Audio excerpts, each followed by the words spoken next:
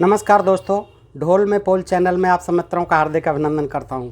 दोस्तों, हमने और आपने सबने बचपन से लेकर के अब तक एक श्लोक तो खूब पढ़ा है और खूब सबको याद होगा। गजाननं भूतगणादि सेवितं कपित्थ जम्बू फलचारुभक्षणं उमासुतं शोकविनाशकारकं नमामि विघ्नेश्वर पाद पंकजम। जय गणेश जय गणेश जय गणेश देवा, माता तेरी पार्वती पिता महादेवा, एक दंत दयावंत चार भुजाधारी, माथे पे सिंदूर सोहे चूहे की सवारी। जय गणेश जय गणेश जय गणेश देवा, पान चढ़े फूल चढ़े और चढ़े मेवा, लड़ुअन को भोग लागे संत कर सेवा। जय गणेश जय गणेश जय गणेश देवा, ये खूब हम गाते हैं। और कभी कोई शुभ कर्म करना होता है तो हम सब लोग गणेश जी की पूजा करते हैं सर्वप्रथम, क्योंकि उनको आदि देव माना जाता है। तो दोस्तों, ये तो हम सब कुछ करते हैं, जानते हैं, लेकिन हम में से और आप में से बहुत कम ही लोग जानते होंगे कि ये गणेश जी पैदा कैसे हुए, इनके बचपन में इन्होंने किन किन कठिनाइयों का सामना करना पड़ा, इनके साथ क्या क्या दुर्घटनाएं हुई, कैसी कैसी मुसीबतें हुई और किस तरह से इनका बग़ैर मिलन के, पार्वती और महादेव जी के बग़ैर मिलन के ही इनका जन्म हुआ। तो दोस्तों, ये प्रकरण जो है इस पुराण में बड़ा अच्छी तरह से दिया हुआ है, रोचक ढंग से, और मैं चाहता हूँ कि आप इसे सुनें।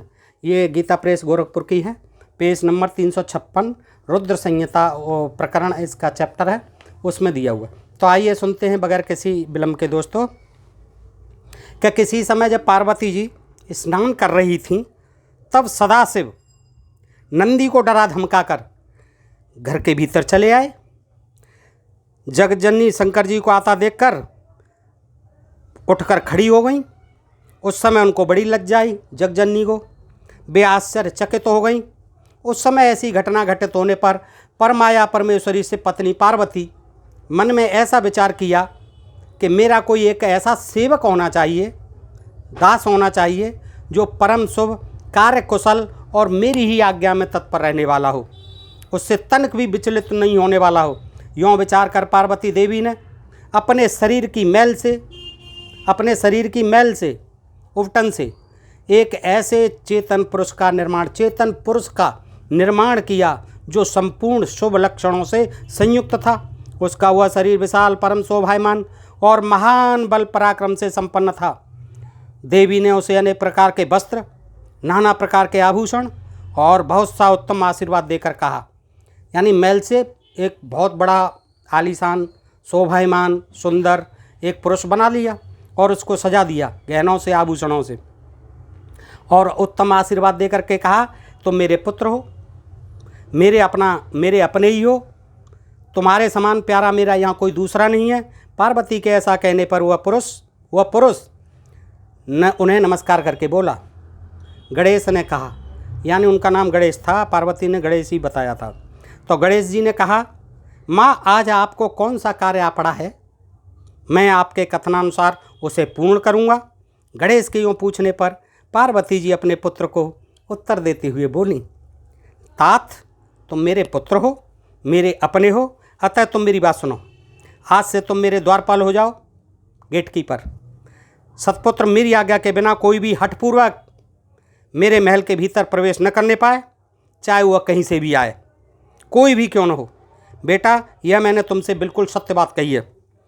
ब्रह्मा जी कहते हैं नारद से, सुनो, ब्रह्मा जी कथा सुना रहे हैं, और ब्रह्मा जी भी खूब कथा सुनाते थे, उस समय के कथावाचक भी थे वो।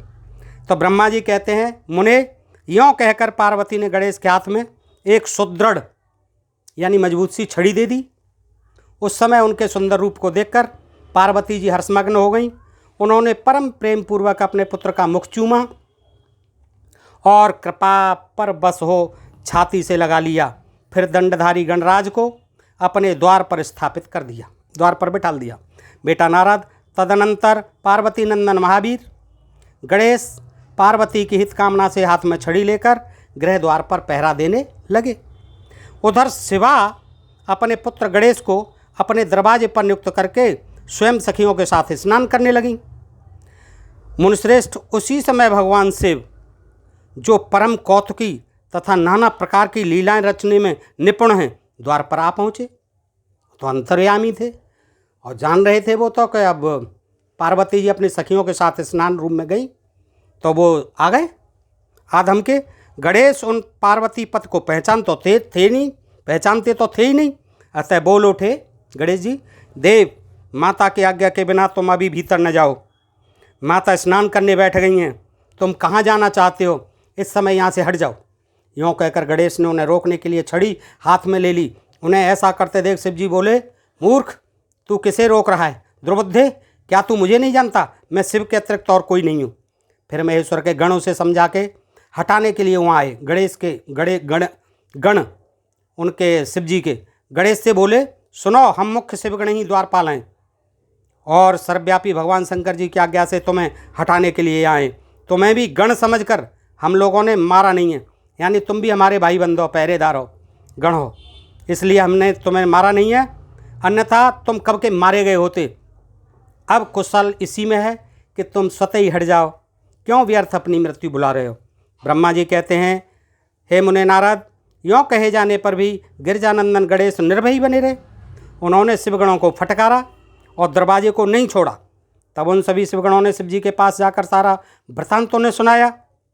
मुने उन सब बातें सुनकर संसार के गत स्वरूप अद्भुत लीला बिहारी महेश्वर अपने उन गणों को डांट कर कहने लगे। डांटना ही था उन्हें, डांटने लगे। महेश्वर ने कहा, गणों, यह कौन है जो इतना उच्छृंखल होकर शत्रु की भांति बक रहा है? इस नवीन द्वारपाल को, नए द्वारपाल को दूर भगा दो। तुम लोग नपुंसक की तरह खड़े होकर उसका वृत्तांत मुझे क्यों सुना रहे हो? विचित्र लीला रचने वाले अपने स्वामी शंकर के यों कहने पर वे गण पुनः वहीं लौट आए। तदनंतर गणेश द्वारा पुनः रोके जाने पर शिव जी ने गणों को आज्ञा दी कि तुम पता लगाओ यह कौन है और क्यों ऐसा कर रहा है। गणों ने पता लगाकर बताया कि ये श्री गिरजा के पुत्र हैं तथा द्वारपाल के रूप में बैठे हैं। ये नहीं कहा ये आपके पुत्र हैं, श्री गिरजा के पुत्र हैं तथा द्वारपाल के रूप में बैठे हैं। तब लीला रूप शंकर ने विचित्र लीला करनी चाहिए तथा अपने गणों का गर्भ भी गलित करना चाहा। इसलिए गणों को तथा देवताओं को बुलाकर गणेश जी से भीषण युद्ध करवा दिया, पर वे कोई भी गणेश को पराजित नहीं कर पाए। तब स्वयं शूलपाण महेश्वर आए। गणेश जी ने माता के चरणों का स्मरण किया। तब शक्ति ने उन्हें बल प्रदान कर दिया। गणेश जी को सभी देवता शिव जी के पक्ष में आ गए। सारे देवता इकट्ठे हो गए कि ये कौन है, क्या बला है, लड़ने को आ गए। घोर युद्ध हुआ। अंततो गत्वा स्वयं शूलपाण महेश्वर ने आकर त्रिशूल से गणेश जी का सिर काट दिया, क्रोध में आकर के। जब सब देवता पस्त हो गए तो महेश जी बोले, अब तो मुझे ही कुछ करना पड़ेगा। तो तुरंत उन्होंने अपने त्रिशूल से गणेश जी का सिर काट दिया। जब यह समाचार पार्वती जी को मिला तब वे बहुत क्रुद्ध हो गईं और बहुत सी शक्तियों को उत्पन्न करके उन्होंने बिना विचारे उन्हें प्रलय करने की आज्ञा दे दी। अरे उनके वरदान पा करके उनका बनाए हुए गणेश जी चल बसे, मार दिए गए शिव जी द्वारा। तब तो कुछ हुआ नहीं। अब उन्होंने प्रलय करने की ठान ली तो अपनी शक्तियों को बुला लिया और शक्तियों के द्वारा प्रलय मचाई जाने लगी। उन शक्तियों का यह जाजुल्यमान तेज सभी दिशाओं को दग्धसा किए डालता था। उसे देखकर वे सभी शिवगुण भयभीत हो गए और भागकर दूर जा खड़े हुए। ऋषियों ने कहा, देव अभी संहार होना चाहता है, अतः क्षमा करो अंबिके। तुम्हारे स्वामी शिव भी तो यहीं स्थित हैं, तनिक उनकी ओर तो दृष्टिपात करो। हम लोग ये ब्रह्मा विष्णु आदि देवता सारी प्रजा सब तुम्हारे ही हैं और व्याकुल होकर अंजलि बांधे तुम्हारे सामने खड़े हैं। अब वो विनती करने लगे जगदम्बा की, परमेश्वरी इन सब का अपराध क्षमा करो, प्रलय को रोक दो। शिवे अब इन्हें शांति प्रदान करो, सबका कल्याण कर दो। अब ब्रह्मा जी कहते हैं, मुने सभी देवर्षियों का कहकर अत्यंत दीन भाव से व्याकुल हाथ जोड़कर चंडिका के सम्मुख खड़े हो गए। उनका ऐसा कथन सुनकर चंडिका प्रसन्न हो गई, उनके हृदय में करुणा का संचार हो आया। तब वे ऋषियों से बोली, क्या बोली? देवी ने कहा, ऋषियों, यदि मेरा पुत्र जीवित हो जाए और वह तुम लोगों के मध्य पूजनीय मान लिया जाए तो संहार नहीं होगा, ये प्रलय रुक जाएगी। जब तुम लोग उसे सर्वाध्यक्ष का पद प्रदान कर दोगे, सर्वाध्यक्ष सबका अध्यक्ष, देवों का देव, आदि देव घोषित कर दोगे, तभी लोक में शांति हो सकती है, अन्यथा तुम्हें सुख प्राप्त नहीं हो सकता। ब्रह्मा जी कहते हैं, मुने पार्वती के यों कहने पर तुम सब ऋषियों ने उन देवताओं के पास आकर सारा वृत्तांत कहा सुनाया। उसे सुनकर इंद्र आदि सभी देवताओं के चेहरे पर उदासी छा गई। वे शंकर जी के पास गए और हाथ जोड़कर उनके चरणों में नमस्कार करके सारा समाचार निवेदन कर दिया। देवताओं का कथन सुनकर शिव जी ने कहा, ठीक है, जिस प्रकार सारी त्रिलोकी को सुख मिल सके वही काम करना चाहिए। अतः अब उत्तर दिशा की ओर जाना चाहिए और जो जीव पहले मिले उत्तर दिशा में, उसका सिर काटकर उस बालक के शरीर पर जोड़ देना चाहिए। ब्रह्मा जी कहते हैं, मुने तदनंतर शिव जी की आज्ञा का पालन करने वाले उन देवताओं ने वह सारा कार्य संपन्न किया। सारे देवता चल दिए इधर उधर। उन्होंने उस शरीर को धो पोंछ कर विधिवत उसकी पूजा की। फिर वे उत्तर दिशा की ओर गए। वहाँ उन्हें पहल एक दांत वाला एक हाथी मिला। एक दांत था उसके, एक दांत वाला एक हाथी मिला, तभी उनका नाम एक दंत पड़ा। उन्होंने उसका सिर लाकर, हाथी का सिर लाकर उस शरीर पर जोड़ दिया। हाथी के उस सिर को संयुक्त कर देने के बाद, जोड़ देने के पश्चात सभी देवताओं ने भगवान शिवादि को प्रणाम करके कहा कि हम लोगों ने अपना काम पूरा कर दिया। महादेव जी, अब जो करना काम है वो आप लोग पूर्ण करें। ब्रह्मा जी कहते हैं, तब शिव आज्ञा पालन संबंधिनी देवताओं की बात सुनकर सभी देवों और पार्षदों को महान आनंद हुआ। तत्पश्चात ब्रह्मा, विष्णु आदि सभी देवता अपने स्वामी निर्गुण स्वरूप भगवान शंकर को प्रणाम करके बोले, स्वामिन, आप महात्मा के जिस तेज से हम सभी उत्पन्न हुए हैं, यानी ब्रह्मा विष्णु कह रहे हैं कि हम सब आपके तेज से पैदा हुए हैं। महेश्वर, आपका वही तेज वेद मंत्र के अभियोग से इस बालक में प्रवेश करे, वेद मंत्र इस बालक में प्रवेश करे। इस प्रकार सभी देवताओं ने मिलकर वेद मंत्र द्वारा जल को अभिमंत्रित किया, जल को पढ़ा मंत्रों से। फिर शिव जी का स्मरण करके उस उत्तम जल को बालक के शरीर पर छिड़क दिया।